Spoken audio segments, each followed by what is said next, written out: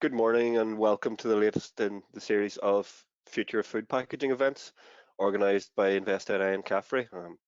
I'd just like to say it's great to have so many people joining us at this event. I really do welcome the close collaboration between the public and private sector.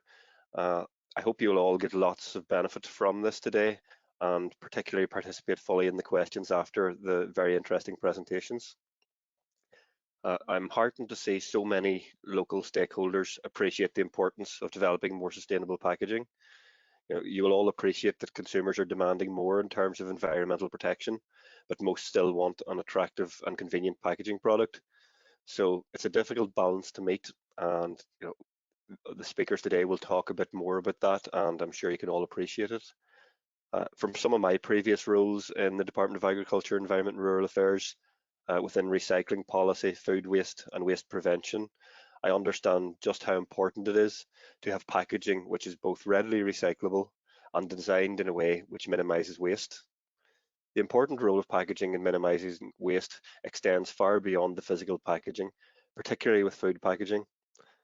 A lot of effort and natural resources go into the production of the food we eat, yet so much of that food is still wasted.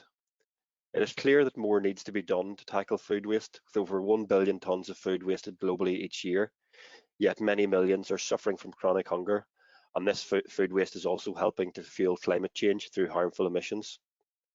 I very much see food packaging as part of the solution to tackling this by extending shelf life and protecting food whilst in transit through the right packaging.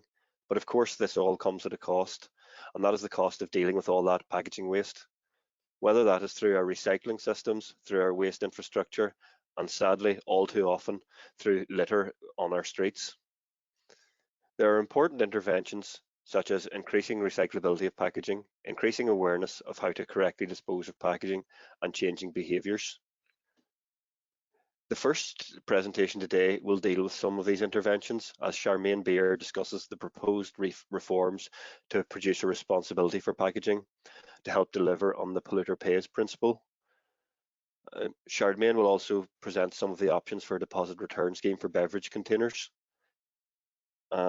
Charmaine has asked me to highlight though that her presentation was pre-recorded about a week ago, and so there's some information hot off the press, and that is that the DRS and EPR consultations went live yesterday, and I believe Charmaine is going to populate the chat box with some links to these consultations so that you can all read them and hopefully contribute to the consultation process after this event. The next presentation after Charmaine's will be Brona Miller from Queen's University to discuss the role of bioplastics in relation to sustainable packaging.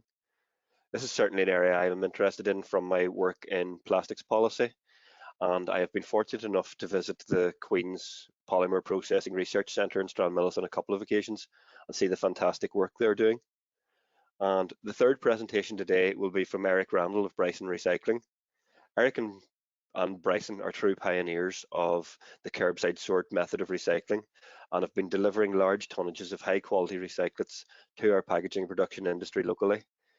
Again, I've been given a tour of the Bryson facility and spent some time out on a collection with them, and I am very heartened to see the way they do business. Eric is going to talk about the role of Bryson and also about the technology-based trial they've been involved in with the deposit return scheme.